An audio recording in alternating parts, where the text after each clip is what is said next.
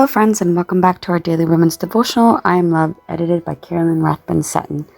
Today is July 12th, and the title of our devotional is Grandpa's Letter, written by Andrea Keel. The Bible verse is found in 1 John chapter 4, verse 16. And so we know and rely on the love God has for us. God is love.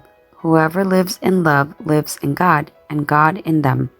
Andrea writes, when I was in graduate school, my grandparents graciously allowed me to live with them, rent-free.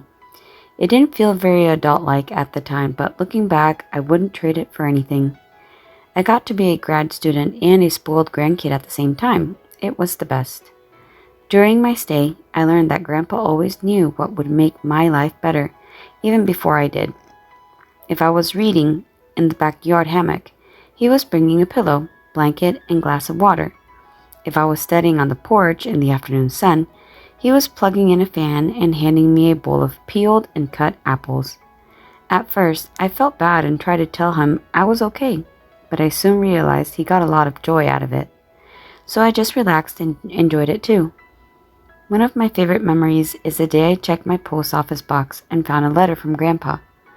Grandpa often checked my mail when he picked up his own to save me the trip. But this time, I checked my own mailbox and found the letter. It read, Dear Andrea, I got tired of checking your mailbox and finding no mail. So I decided you should get a letter.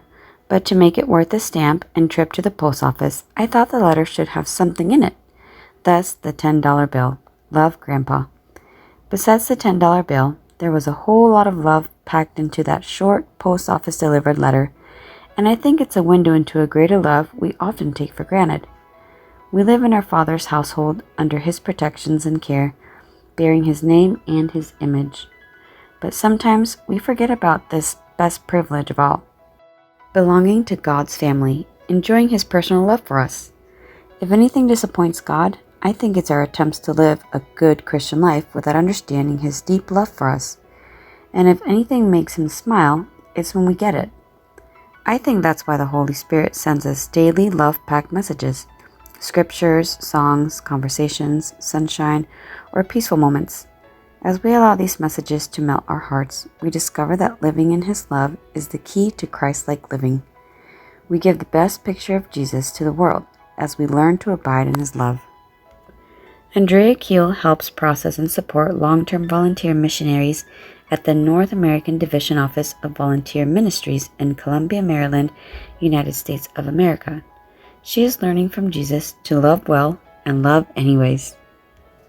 Sometimes we spend our whole life trying to find what true love is, whether it's from a partner, or maybe we haven't gotten it from our parents, but we forget we have an everlasting, loving Father who gives His love freely. We don't even need to ask for it.